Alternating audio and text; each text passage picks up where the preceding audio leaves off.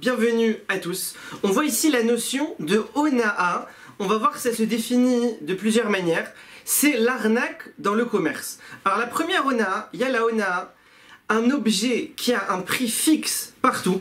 Partout ça se vend à tel prix et lui il le vend pour plus d'un sixième de la valeur de l'objet. Par exemple, il y a un objet qui vaut 6 euros, partout ça vaut 6 euros. Lui, il le vend à 10 euros, il n'a pas le droit. C'est quelque chose que la Torah elle interdit, comme il y a écrit dans le Passouk, Lo tonu ish et amito. Vous n'allez pas faire une Hona'a, arnaquer comme ça l'un son prochain. Alors ça, c'est de manière globale. Maintenant, il y a beaucoup de détails dans cette halakha là. Par exemple, si quelqu'un, une bouteille, elle se vend partout à 1 euro. Mais dans un hôtel, il la vend à 5 euros.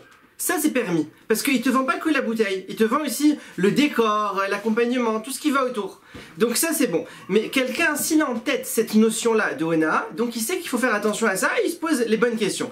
À part le issour de Hona'a, il y a aussi l'interdit de vol. Quand quelqu'un il transgresse la Hona'a, il transgresse aussi l'interdit de vol. Alors, il dit, quelqu'un, il ramène dans le prophète Yirmia, chapitre 17, on sait en cher, vélo vemishpat, celui qui fait de la richesse, qui s'enrichit, mais pas de manière juste en volant, bachatzi yama virazvenu, à la moitié de sa vie, il va déjà abandonner cet argent. Et c'est sûr que la parole d'Hachem, dans la bouche du prophète, elle est vraie. Alors il dit, des fois on voit des gens, ils volent, et il réussit, il vole, et il est très riche, toute sa vie, il meurt riche aussi. Alors il dit, si quelqu'un est dans un cas comme ça, il faut qu'il s'inquiète. Peut-être que Chasvé Shalom, il rentre dans le cadre du Passouk qui dit dans Devarim chapitre 7, on met Shalem, les Sonav, El Panav, les Avido. Akadosh Baruch Hu, il paye à ceux qui détestent en pleine face pour les perdre. Ça veut dire des fois, Akadosh Baruch Hu, il y a quelqu'un qui se comporte très mal. Akadosh Baruch Hu pour le punir. Alors il a fait beaucoup d'avérotes, mais il a fait aussi quelques petites mitzvot. Alors il lui donne le mérite de ces mitzvot dans ce monde-ci. Les quelques mitzvot qu'il a fait, pour qu'après 120 ans il arrive et il n'y a que la punition des Averot, c'est une punition terrible. Donc il dit il faut s'inquiéter qu'il ne rentre pas dans ce cadre-là du Passouk. Maintenant, autre point sur la Hona'a, c'est interdit de mentir sur le produit ou d'embellir le produit en disant qu'il a certaines fonctionnalités qu'en vrai il n'a pas. C'est interdit. Ou bien de dire qu'il l'a acheté pour tel et tel prix. Alors il vend, l'autre il lui dit mais attends c'est cher 100 euros. Alors lui il dit ouais mais moi je l'ai payé 80 euros, c'est à peine si je gagne dessus. Mais en vrai il l'a payé que 30 euros. C'est absurde de faire ça. Autre chose, de faire croire qu'il a déjà des propositions. Il lui dit ouais mais de toute façon j'ai déjà un acheteur à 2 millions sur la maison. Alors comme ça l'autre il va se dire ah, il y a quelqu'un qui est prêt à mettre 2 millions, il faut que je monte le prix. Mais en vrai c'est faux, il a aucun acheteur à 2 millions. Ça aussi il nous dit c'est interdit de faire croire. Maintenant autre chose, embellir l'objet vendu. Alors là-dessus, la Gemara, elle donne un exemple. Elle dit à l'époque, il y avait le chouk des esclaves, il y avait le marché des esclaves. Quelqu'un maintenant, il vend un esclave. Et son esclave, il a 70 ans, cheveux blancs, barbe blanche, et il n'a pas de dents. Donc il vaut pas grand-chose. Alors qu'est-ce qu'il fait? Il va, il lui fait une teinture. Elle dit la Gemara, il lui fait une teinture noire, barbe noire, cheveux noirs. Et il lui dit, si un client qui vient, tu fais un grand sourire, mais la bouche fermée. Attention, tu n'ouvres pas la bouche.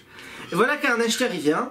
Il voit, il dit bon ça a l'air d'être il a l'air plutôt solide, costaud, je le prends pour un prix qui est quand même un bon prix. Et voilà qu'il l'achète, il arrive chez lui et il lui dit allez il faut que tu commences, ça tu déplaces, ça tu nettoies. Alors l'esclave lui dit attends je viens d'arriver, laisse-moi prendre une douche. Bon on va prendre une douche. Il prend la douche, et là toute la teinture elle s'en va, il sort de la douche, cheveux blancs, barbe blanche. Et il lui dit mais comment tu veux que je fasse tout ce travail que tu me donnes, je suis plus vieux que toi. Et il lui fait un grand sourire, la bouche ouverte. Et là l'autre il voit, il n'y a pas de dents non plus. Et il comprend qu'il s'est fait arnaquer. Ça c'est Hona'a, c'est quelque chose qui est interdit de faire.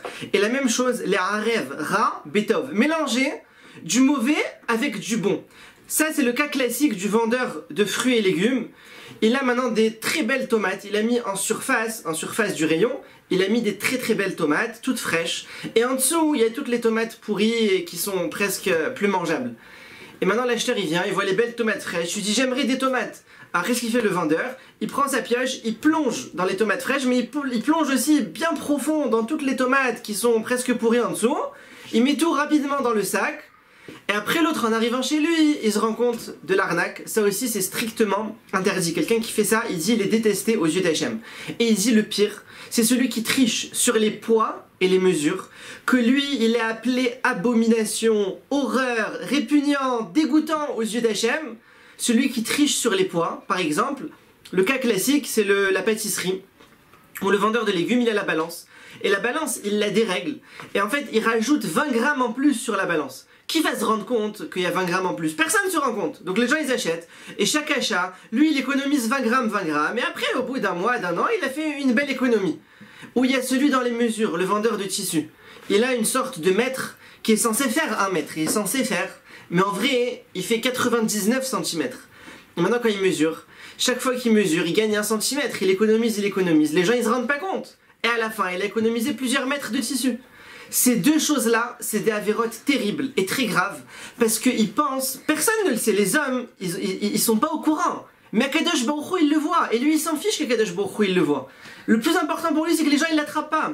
Alors la punition là-dessus, elle est terrible, à tel point que la Gemara, dans Masechet Yebamot, d'Afrafalef, Gadol, Onshan, Shel Midot, grande, et la punition de celui qui triche sur les mesures, Yoter Mironchan Shel Arayot, plus que la punition sur les relations interdites, qu'on sait que c'est une punition très grave là-dessus, alors il dit encore plus sur celui qui triche sur les mesures. Et donc il dit le Péléoët, il dit pourquoi quelqu'un il va se fatiguer comme ça, à voler quelques kilos ou à voler quelques mètres de tissu en trichant, et au final il dit de son vivant, il les perdra. Et en plus, non seulement il les perdra, il sera fatigué pour rien, et en plus après 120 ans, il sera puni là-dessus, sur la Avera qu'il a fait. Alors il dit, bien sûr on sait tous que la première question qu'on pose à quelqu'un après 120 ans, la Gemara elle dit dans Masechet Shabbat d'Aflamed Aleph, Nasata venatata be'emuna. Est-ce que tu as été honnête dans ton commerce? La première chose. Ve'abote arbachem, chesed yesovevenu. Celui qui a confiance en Akadosh Baruch Hu. Alors c'est sûr qu'il sera entouré de la bonté d'Hachem et qu'Hachem il l'aidera dans son business sans qu'il mente et sans qu'il triche. Il dit c'est vrai que le Yetzer Hara, il est très dur. Mais il faut savoir qu'on reconnaît quelqu'un, la Gemara elle dit dans Masechet Eruvin, on reconnaît quelqu'un, Samerhe, Bekiso, Koso et Karaso. 3 choses. Kiso, sa poche, Koso, son verre de vin, et Karaso, sa colère. Kiso, c'est sa poche. Il y a celui qui donne une minuscule pièce à la tzedaka, alors qu'il a les moyens, et il donne même pas un joli billet. Ça, c'est Kiso, c'est la poche. Ou bien on lui propose une affaire, et bien sûr dans l'affaire il y a des trucs de vol et d'arnaque, il se lance dedans. Ça c'est Kiso. On voit celui qui se lance ou celui qui ne lance pas dans l'affaire qui est une arnaque. Ça c'est la poche, on reconnaît le fond de la personne.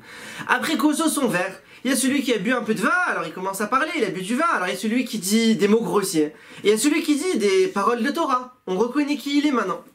Et Karaso, c'est la colère. Il y a un truc qui l'énerve un peu, il s'énerve pas. Il y a un gros truc maintenant qui pourrait l'énerver énormément. Est-ce qu'il s'énerve? Est-ce qu'il s'énerve pas? Ça, c'est comme ça qu'on reconnaît quelqu'un. Comme ça, elle dit la Gemara dans Eruvin Samerhe. Donc aussi, sur l'arnaque, est-ce qu'il triche ou pas dans le business? Alors, il dit, Veoler betom, yeler betar. Celui qui va avec naïveté en quelque sorte dans Akadosh Baruch Hu. Il est confiant à Akadosh Baruch Hu, alors il avance de manière sûre. Ou biprat bemamon. Il dit en particulier dans l'argent, parce que le Yetzer Hara de l'argent, il est très dur. Il peut montrer 49 facettes à quelqu'un pour lui permettre quelque chose d'autoriser, pour être métaher le chéret. Il va lui dire, mais non, après tout de nos jours, tout le monde vole, et si tu voles pas, tu gagneras rien. Et puis lui aussi, il vole, alors moi aussi, je lui rends. Tout ça, c'est le Yetzer Hara. Tout ça, c'est les arguments du Yetzer Hara pour justifier le vol. Et donc à chaque fois que quelqu'un dans son commerce il a un doute, est-ce que ce que je fais c'est permis selon la Torah ou pas, il faut qu'il aille se conseiller avec un dayan, avec quelqu'un qui est chacham, qui comprend ces halachot là, comme il dit Shlomo Ameler, ve'el binatra al tish'an, c'est un passouk dans Mishlei chapitre 3.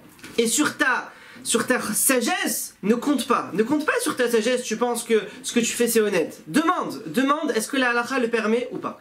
Maintenant, il y a un deuxième type de hona, ce qui s'appelle onaat dvarim.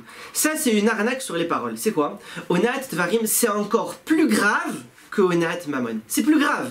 Comme la Gemara elle dit dans Baba Metzia daf memtet, kol hasha'arim nina'alu chutz misha'are onaat dvarim.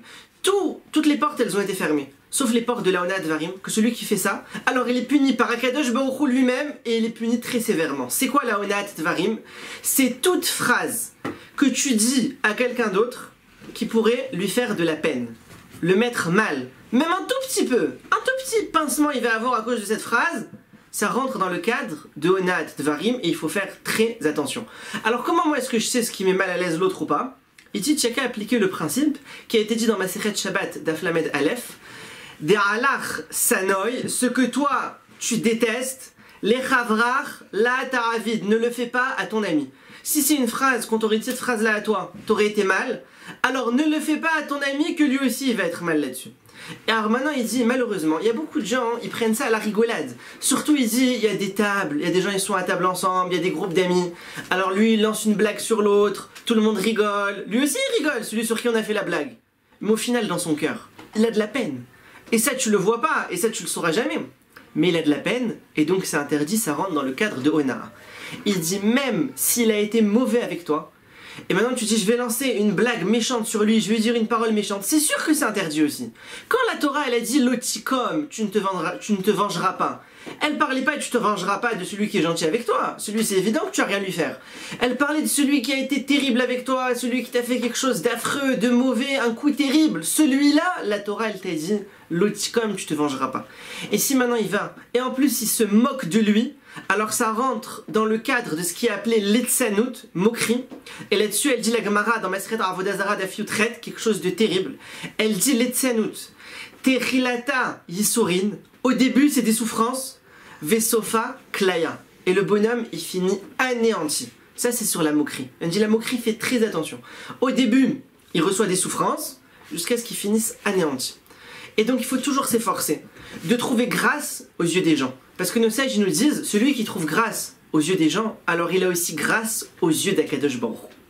Et on va finir avec une dernière petite notion, la notion de honès, contraint, celui qui pouvait pas. Alors il dit le Pélé Yoetz, il dit, des fois il y a des gens, pour la plus petite raison qu'ils ont trouvée, ça les dispense de faire toutes sortes de bonnes choses qu'ils auraient pu faire. Pourquoi tu te lèves pas le matin? Écoute, moi j'aime dormir. Alors quoi, t'aimes dormir, ça te dispense pas de te lever le matin? Pourquoi tu viens pas étudier l'après-midi? Écoute, j'aime bien travailler à la boutique, tout ça, j'aime bien. Et alors d'accord, mais cette avéra-là, pourquoi tu t'arrêtes pas? Ça fait tous les jours que tu fais cette avéra-là, tu recommences la même avéra et tu veux pas t'arrêter. Pourquoi tu t'arrêtes pas? Le Yetzirara, il est trop fort, il est plus fort que moi, j'arrive pas à me contrôler, j'arrive pas à incliner le Yetzirara. Alors il dit, c'est évident, c'est su de tout le monde, il dit, que des réponses comme ça, après 120 ans, on les accepte pas. C'est pas des réponses qui sont acceptées, c'est des réponses qui sont fausses, il dit. Alors quand est-ce que quelqu'un il peut dire vraiment qu'il n'a pas eu le choix, qu'il a été contraint de faire ça? Il dit il y a un test, il nous donne un test à faire. Il dit le test c'est quoi? Il dit quelqu'un, le matin il doit aller à la tfila. Alors il se sent pas bien, il est un peu malade, il n'a pas la force. Très bien. Si maintenant on lui dit qu'à la fin de la tfila, s'il fait toute la tfila, alors à la fin après allez-nous les Shabéach, il y a un monsieur qui l'attend là-bas, il lui sort un chèque de 1 million d'euros. Est-ce qu'il va venir faire toute la tfila ou pas? Si vraiment, même en sachant ça, il viendra pas, alors c'est que vraiment il est vraiment malade et il n'a pas la force de venir, on acceptera cette réponse après 120 ans.